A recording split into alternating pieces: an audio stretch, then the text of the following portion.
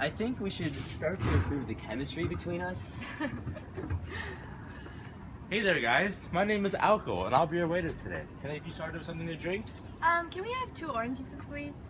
Okay. No. I think we'll go with something a little more basic. All right. We'll take 2 iced caramel frappuccinos. Perfect. 2 iced caramel frappuccinos. Hold up.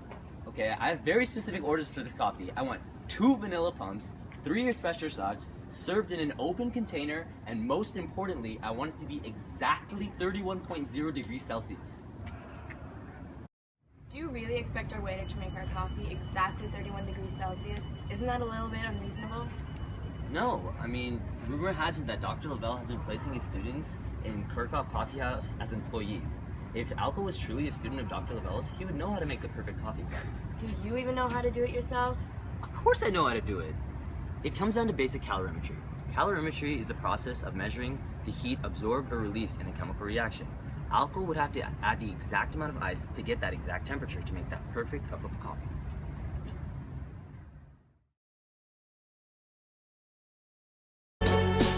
So my customer today put me to the task of creating a cup of coffee at exactly 31.0 degrees Celsius.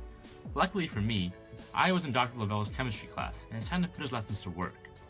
The way to approach this is basic calorimetry.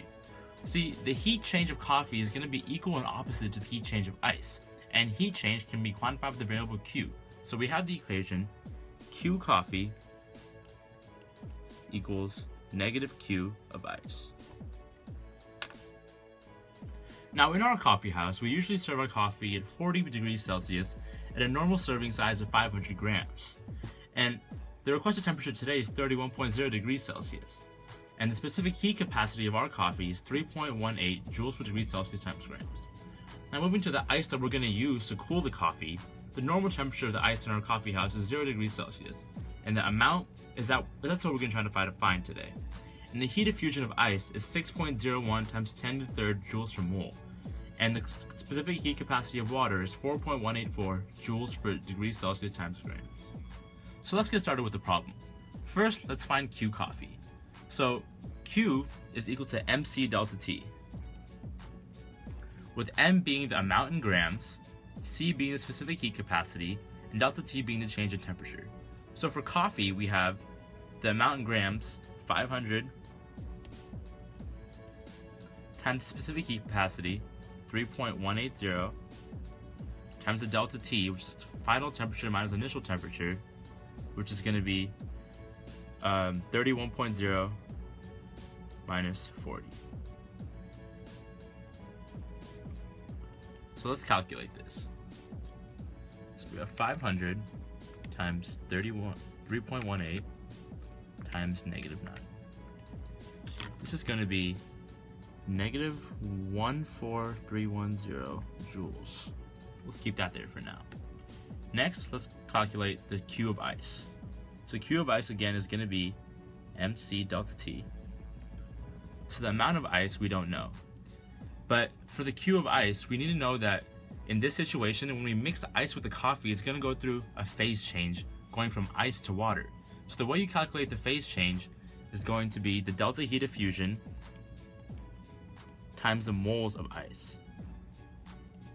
So this is going to be 6.01 times 10 to the third joules per mole times X grams of ice over the molar mass of ice, which is 18.02 grams. So when you calculate that, that is going to be 6.01 times 10 to the third divided by 18.02. So first we're going to have 333.52 X Q of ice. And the next heat change the ice goes through is MC delta T, where it increases temperature from 0 to 31.0 degrees Celsius. So for this, we have X for the unknown mass, the specific heat capacity of water, since it is now water, since it went through heat of fusion, which is 4.184, and then delta T, which is going to be final temperature minus initial temperature, so 31.0 minus 0, so 31. This is going to be 31.0 times 4.184, 129.7. So overall, we're going to have 129.7 x plus 333.52x, which is going to be 129.7 plus 333.52. It's going to be 463.22x. So now let's put this together. So first, Q of coffee, so we have negative 14310 joules times Q of ice. Now remember, it's negative Q of ice, so it's going to be negative 463.22x. Solving for x, we have negative 14310 divided by negative 463.22. So we have x is equal to 30.89 grams of ice. So this is how much ice we need to add into our coffee to reach the final temperature of 31.0 degrees Celsius. But wait, we're not done quite yet. Dr. Lavelle always had us to use proper sig figs, and in this problem we should enter 3 sig figs. So our real answer is going to be x is equal to 30.9 grams of ice.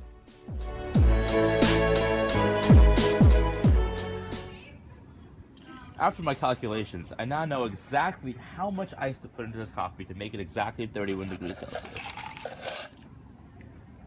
Seems about right. Hey guys, here are 2 iced caramel frappuccinos to exactly 31 degrees Celsius. And here's a cookie for you as well.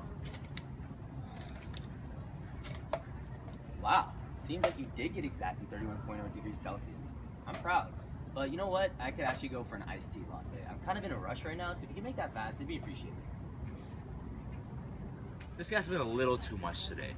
I realized he was wearing a Reebok shirt, and I happen to know that these Reebok shirts have a heat capacity of exactly 8.73 joules per degree Celsius. It needs to attain a temperature of exactly 175 degrees Celsius.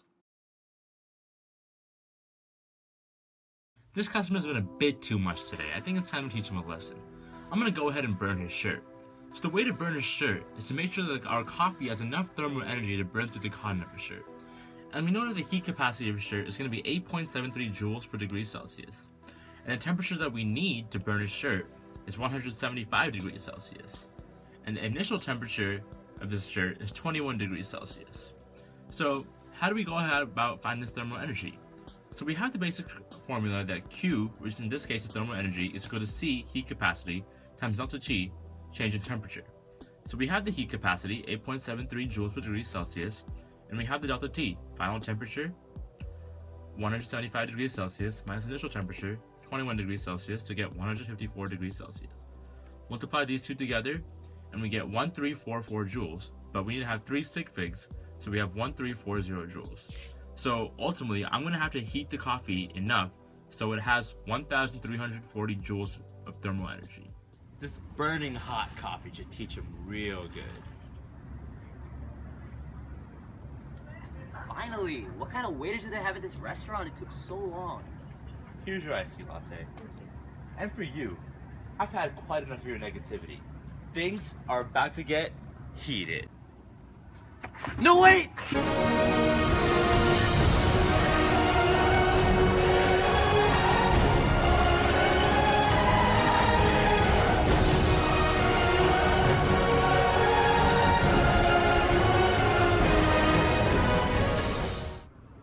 And that's how the cookie crumbles. And I know when that hotline blink, that can only mean one thing.